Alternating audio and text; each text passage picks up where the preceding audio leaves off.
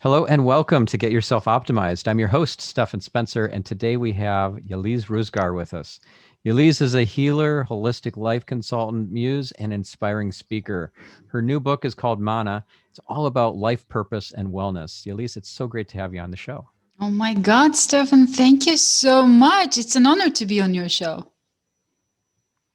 Well, it's an honor to have you, and it's an honor and a pleasure to have you in my soul circle, and for you to be in my life in this incarnation. So let's start off by maybe sharing with our listener what some of the things are that we have in common, because we met what, maybe 9 years ago or something like Most that, probably 8 or 9 years ago. 2010.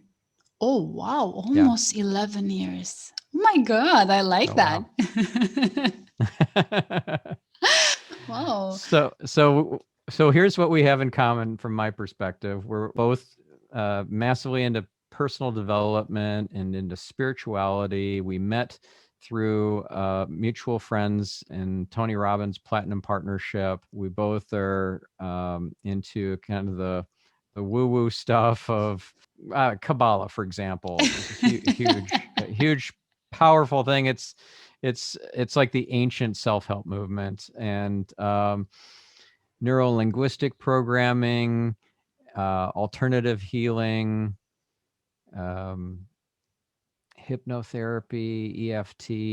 You name it. Uh, yeah, so And much, so Oneness much. University, Yes, meditation, oneness. Sufism. I do remember our walks on the beach, if you can recall. So, in a nutshell, we met with you almost 10 years ago. It was end of 2010. And at that time, I was managing a house in Palos Verdes. It was a nice shutter. Remember, you came over and you stayed there. Yep. And our common friend Jenna Larson was hosting some events, and she asked me to run the kitchen. Like, Yeliz, we need a holistic consultant here. We need good food, and also we need someone that we can do meditations with. And at that time, I was also working in Marina Del Rey at a company which was measuring auras and chakras through a technological device. So she said, "We want all of that." And you guys were, meeting for social media, and all these technological things were coming up new. That's how we met. And then on our beach walks, I found out that you're so into spirituality. You've been to Oneness University, and I was studying Kabbalah at that time too. So we were having these talks around blessings, auras, chakras, energies, and how the world is turning into a digital world, and how we will be able to keep our minds mindful, and what can we do about it. And also, we were having guests, and they were teaching us about Carl Jung, many things in the field of Yeah. personal growth. Yes. Yeah. And so auras, how do you measure an aura? What a great question. Depends on what you're measuring it with. What does that mean? Actually, we as human beings, we are the best biofeedback machine ever. Like, our bodies, our skin can measure the other person's energy, like that electromagnetic field. However, through the years, like in the past, we had less information that our eyes were exposed to. So we were more in tune with our intuition. We were able to feel more. But later on, as the economy, got big, and all this technology and everything, we tend to get into our minds a lot. So we forgot our inner faculties. In a way, our body, our nervous system, and our skin is the best way to feel the other. Like, actually, we are still good feelers. Sometimes you're good with a person, like you feel good when you're next to someone, or when you talk to someone, their sound, their voice makes you get really relaxed, and you feel like, oh my God, I feel like I'm home, I can relax. And sometimes there are people that They don't even speak, but when you're next to them, you feel their anxiety or nervousness, even the way that they breathe. So there is an energetic um, electromagnetic field that one radiates out. This is how we can do it in terms of like a biofeedback if we use our body. But later on at UCLA, Valerie Hunt and also a lot of scientists from India, they said, how can we use a device and put all these information that a human being can receive and turn it into a data so that we can see somebody else's auras and chakras on a computer screen? That's how Aura Video Station came out. Simply, there is a biofeedback hand device, and when a consultant comes in, they place their hand on that biofeedback. So we measure their body temperature, even their breathing and their heartbeat, as well as the vibrations that they're sending out through the muscle movements or the pressure that they're putting on. These are all datas that we can at the end come up with a color, and we give like color codes to the energies that are coming out. So that's how we measure it. And I understand that some people can actually see auras. That's right. Can you see auras? Well, still, you know me, so I'm very comfortable with you. And at the same time, I don't want our listeners to think that I'm this only the woo-woo girl, because my background is science. So I combine science and spirituality. And yes. Me too. Exactly. And after a while, yes, I get to see the colors. And since I've been doing this and I've been focusing on this for over 22 years, I can actually see the colors if I'm not even seeing the person, the way that they speak, the words that they use. So it's a lot of indication of their consciousness, because the vibration they vibe out is a representation of where their consciousness is at. Yeah, that resonates for me. So you can see somebody's aura on a phone call. You can see somebody's aura on a Zoom call when you see their likeness, but you don't even need to see their likeness. They could be with their video off, and you can still see essentially an aura with different colors. That is correct. Yes. Yeah. And I understand that there are some people who don't see the colors, but they see an energetic field.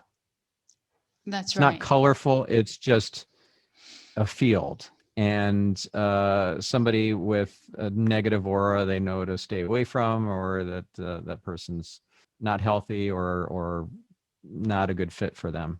Go ahead.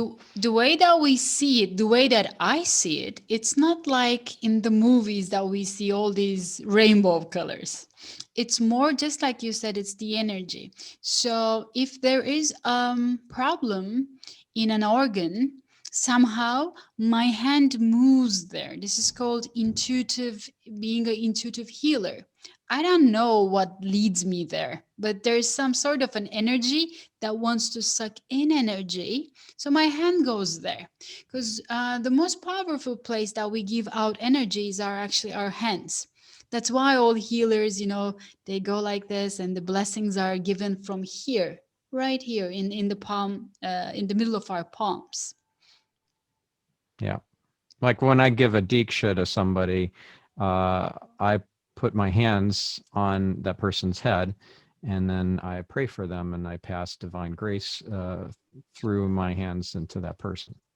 Exactly. Exactly. And it's Kabbalah uses a similar system. Kabbalah uses ancient words and ancient alphabet, which actually, when you look at an alphabet, it's an energy that gets into your eye. So there is a vibration that you soak in.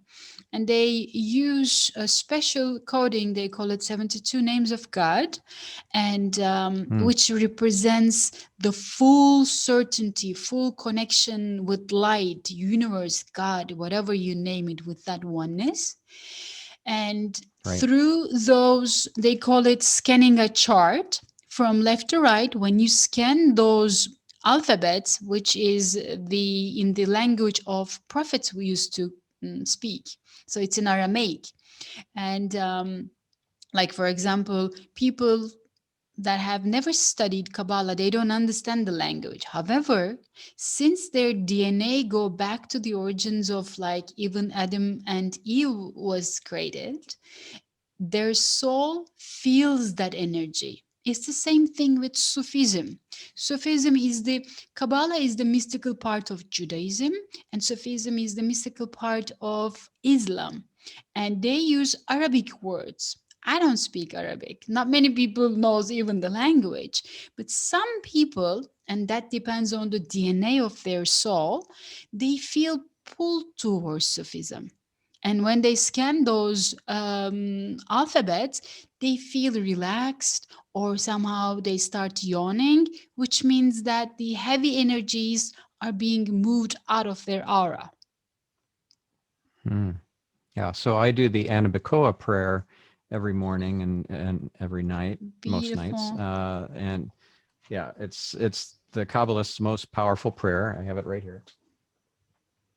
I have it right here, and it's the 42 letter Wow. name of God. Correct. Yeah, Yes. I should put it the right side up, but here you scan from right to Yes. left, Yes. and each line of the 7 lines has a meditation.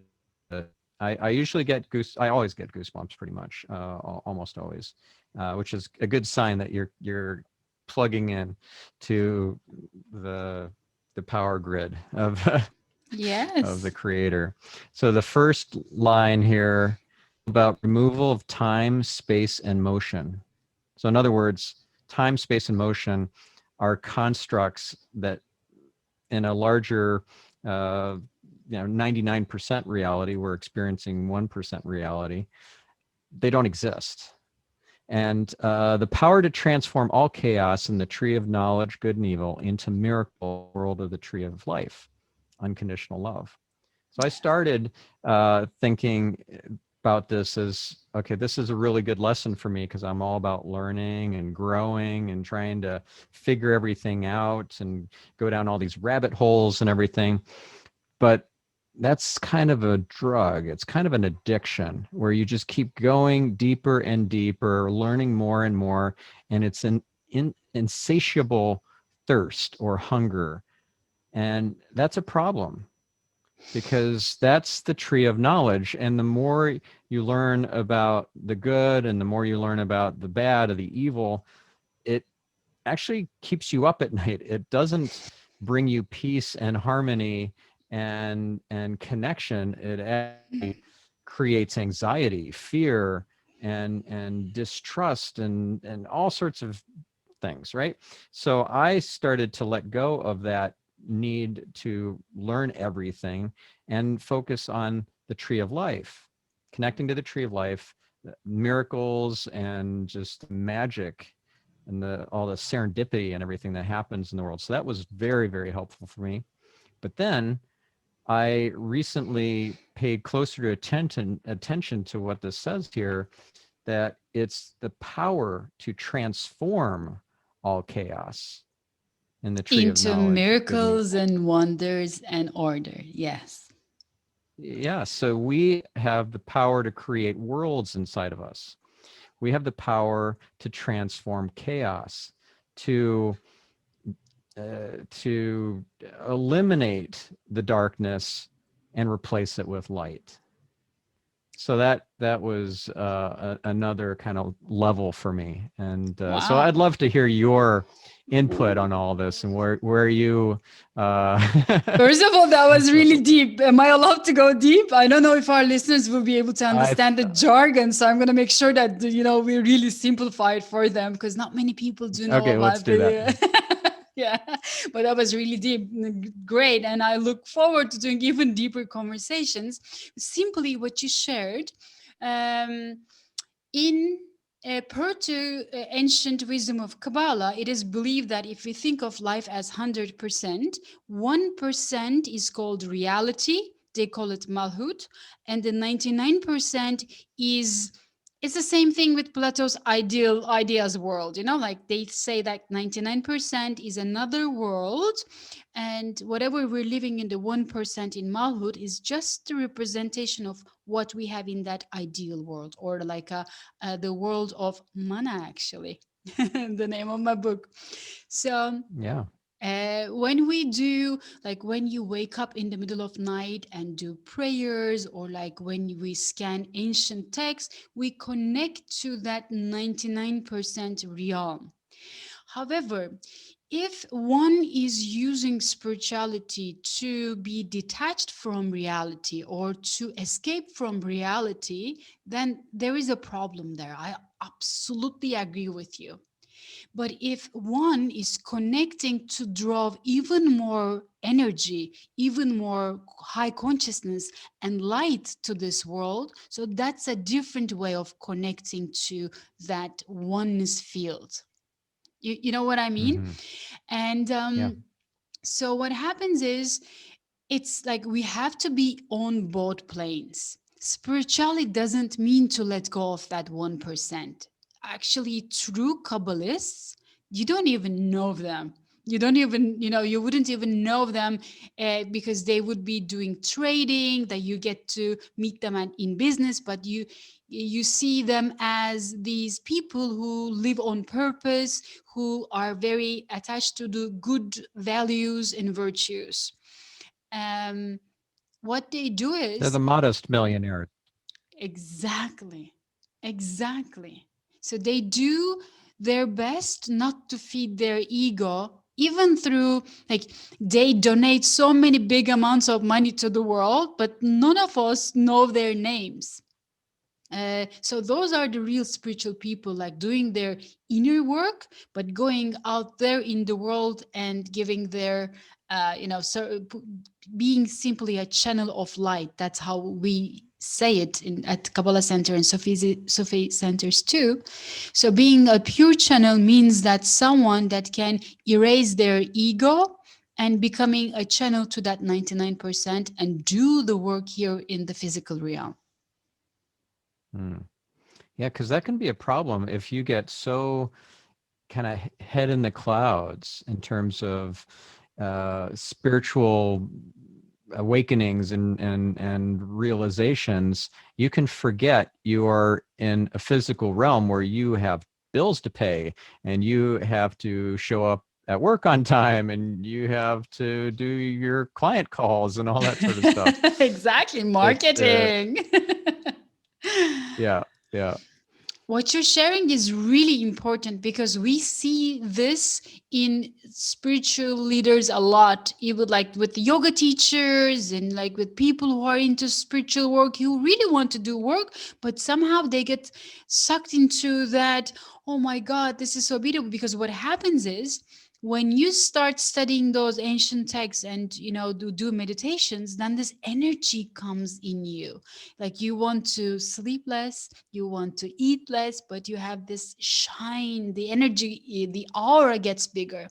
So, but if you get detached from reality, that's when the problem comes in. Those are the times that, I'm gonna, count myself in as well. I can connect to both worlds. Like I'm very grounded. My feet are on the ground, but my head is above those pink clouds, which is a great thing, because when I want to get an inspiration, I let my soul soar up even over the clouds, get the inspiration, then ground it, because the manifestation completes when you can transform that inspiration into manifestation. Right. So the become words, the words become actions, Yeah, and you manifest your destiny and fulfill your soul purpose.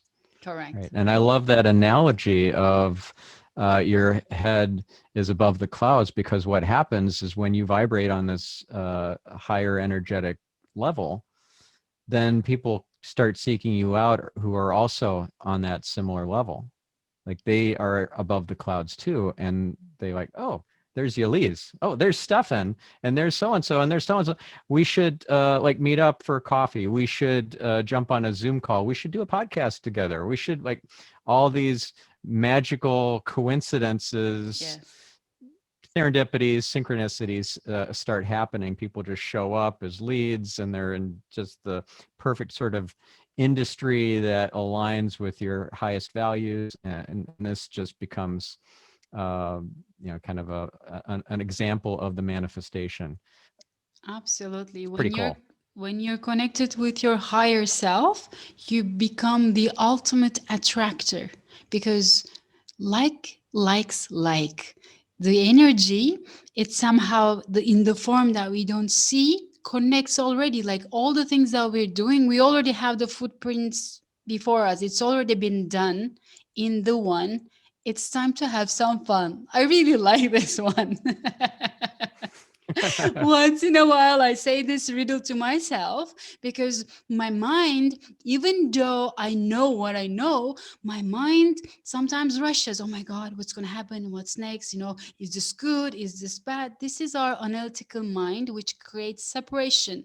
But our emotional mind, and when we are, in the mindfulness state, everything is in the flow and everything happens for a reason. Then that's when, just like you said, coincidences start to appear in our lives.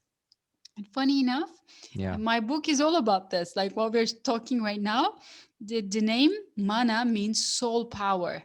And so it is believed that in three religions, not only Judaism, but also in Christianity too, when Jews came out of Egypt, they had to pass the desert. And it took almost like 40 days, and there was no food. But somehow, because they had a bigger purpose and they had a goal to fulfill, which is going to, serve humanity, they were able to pass the desert because of the manna, bread from heaven that is given from the sky every morning. So I'm sure you've heard like from the spiritual teachers too, like waking up around like 4, 5 a.m. in the morning. It's a lot of nourishment for the soul because that's the time manna, the bread from heavens or the spiritual power, is given to the person. In a way, if you take a look at from the biology aspect, that's the time, or when we look at psychology and the sleeping patterns, that's the time when the soul consciousness come back to our body. Gotcha. Okay. So this is why people like Kabbalists and Jews observants, they'll wake up in the middle of the night or very early in the morning, and they will read from uh, the Zohar, for example. That's right. Exactly. And if we have Yeah. listeners at the moment that, don't believe in these things, that's totally okay. So they can start looking at it as, per the psychology, between 4 to 7 a.m., we are having our vending dreams, which means before that time, everything is very cool, serene in our consciousness. But after almost like 5 to 7 a.m. in the morning, we have our body wants to release out the stress from the day before. That's why, a lot of personal growth leaders say that, like in the morning, do your meditation or do your prayer or name out 5 people that you love or do a gratitude journal. Because what happens is when your mind goes to negative, with the rituals that you do in the morning, you balance it out. So your day becomes flawless. Mm-hmm. Yeah. And I have the Kabbalah calendar installed on my phone, on my iPhone, so it shows me which days are high positive energy days, are negative energy days. So how would you, I don't know, act differently, or what would you do to prepare for a negative energy or a minus day versus a positive day? Nice one. You really are loaded, man. You have everything with you. Amazing. Um, so again, per to Kabbalah, days Each day has a special angel that is tied with it, as well as a special consciousness. So each day and then each week is has a specific story attached, or a specific consciousness attached to that week. Again, coming from the day, then we have the week, and then each month and also each year has a theme in the macro level. If we think of ourselves, our thoughts, emotions, and our body as the micro level consciousness, days, the yearly calendar, or the changes in the nature, changes in the world, changes in the planets, all these affect each other. So that's the macro level. And we get to see this in China study too. Like if you look at the Chinese studies, very very ancient, even close to 6,000 years way back, actually every day has a color. Interesting, huh? So they color every day. Every day has its own aura. When we know if a day is going to be a negative day or a positive day, so there can be a yin day and a yang day. Think about the yin and yang, right? So if it's Right. a yin day, what you want to do is like you don't really want to push yourself. So maybe that day you can go for a massage, go for a walk on the beach. If it's a young day, it's perfect to, set goals and go after your business and share your wisdom, share your light. So per to ancient texts, it's already been planned out. However, and this is the same thing in Islam too, and they say that at the end, the choice is always given to the heart. So you can alter your destiny. You can even go above your birth chart. You can even go above what it's been told to you. So simply, what you can do is you can check in with yourself. Let's say how you're feeling on Mondays, how you're feeling on Tuesdays and Wednesdays. For example, I feel really hyped and, like I want to work, I want to share my light on Sundays. So my week starts on Sunday. I consciously choose to start my week on Sundays. um, I feel low around like Thursday afternoon. So I make sure that I schedule a yoga class or I go for a massage. So those are the things that you can do to balance your wellness. Hmm.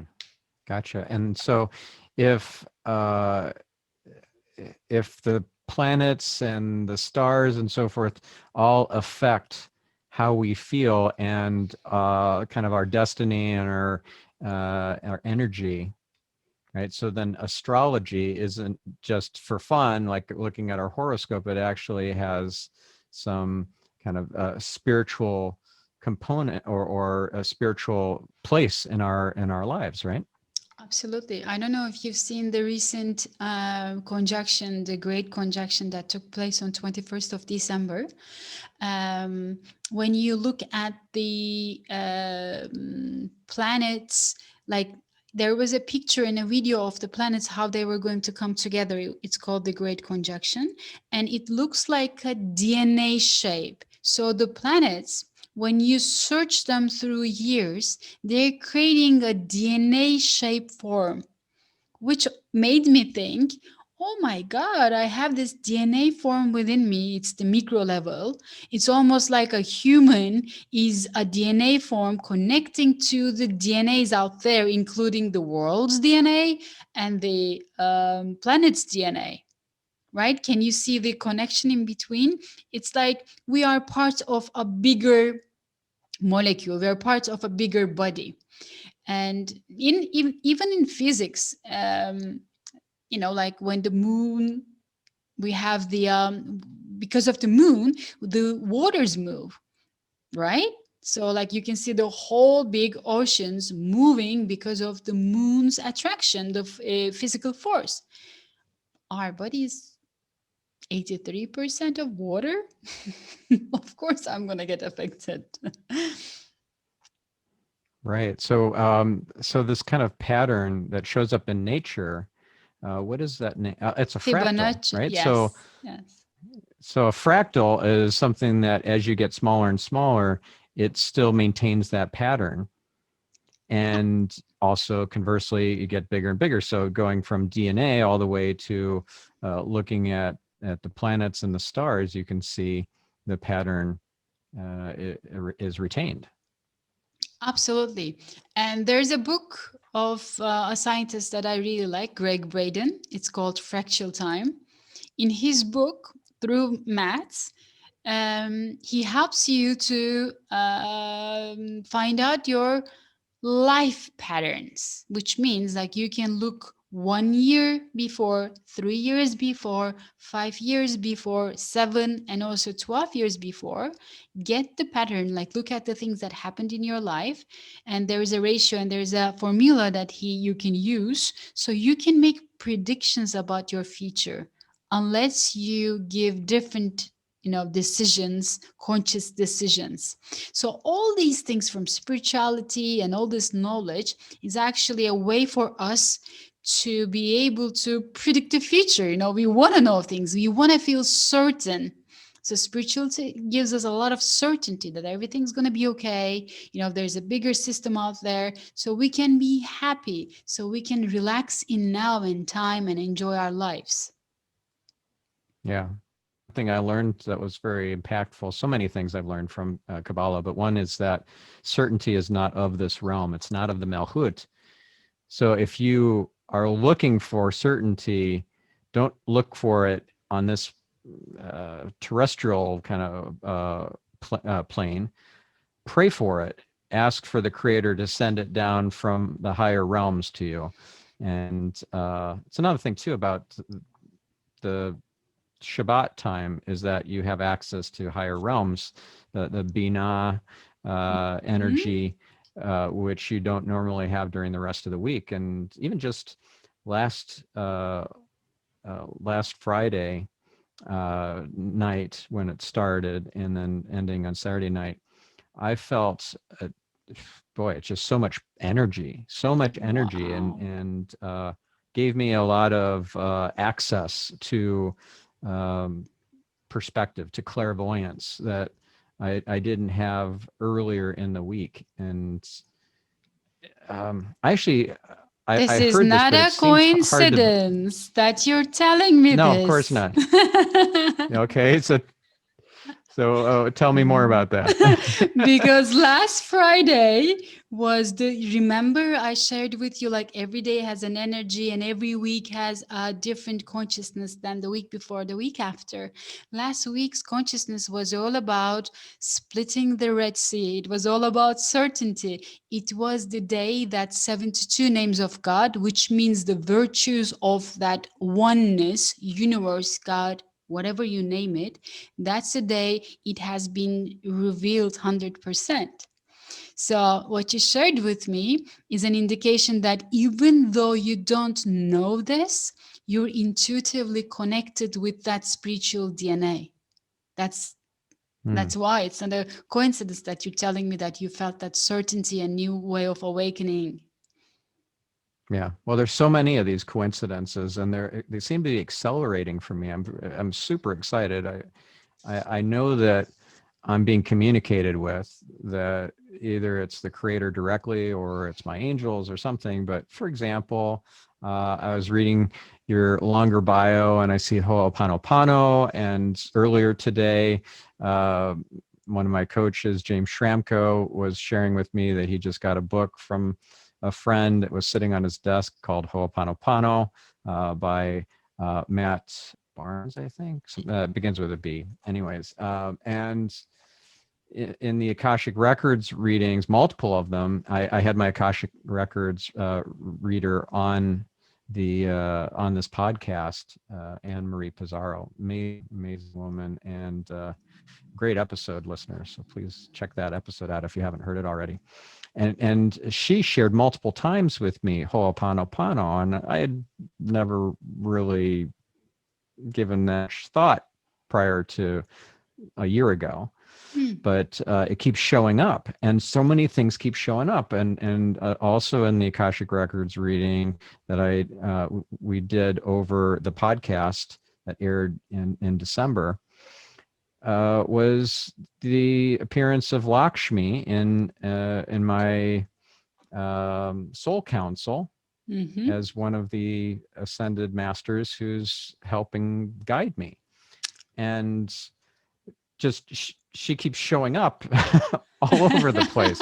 Like Lakshmi is just trying to give me a hint here that I should stop worrying, that I don't need to just scrounge and scramble and just try to hustle all the abundance together and all the prosperity. It's not just about money, it's about overall prosperity. That it's just going to come to me, not without effort. I mean, in the Bible it says you so open up a a hole the size of a thimble, and I'll open up a hole the size of a gate for you. So you do have to put some effort in, but Yes. it's pretty amazing. So, anyways, Yes. I Beautiful. I this love is it. And Ho'oponopono, oh my God. I'm so happy that you brought that up because it is a traditional, it's an ancient healing method actually coming from Hawaii. So in their tradition, Huna tradition, I was there and I got trained. I also was a speaker at a mental health conference there. So I had the, direct experience, but the very and later on, I experienced Ho'oponopono at Tony Robbins events, at David Destiny, and many other places too. So simply, what's happening in our life is part of evolution, including the COVID. Whatever we're facing, like all the bad things, even including the war and anything that looks negative, is part of our evolution. It's a sign from the universe for us to wake up. And hmm, Ho'oponopono is a beautiful and very tactful and very powerful tool to clear the connection with that event and us. Which means whatever happens in life, there is vibration field starts to vibrate in the universe. Let's say this COVID thing, or the war, or a breakup, or a new business deal. So an intention is sent there, a new creation is on the way, so it starts vibrating. However, if our DNA, and it doesn't have to be this life's DNA, it can be the old, DNA, or even coming from your dad, your mom, or ancestors.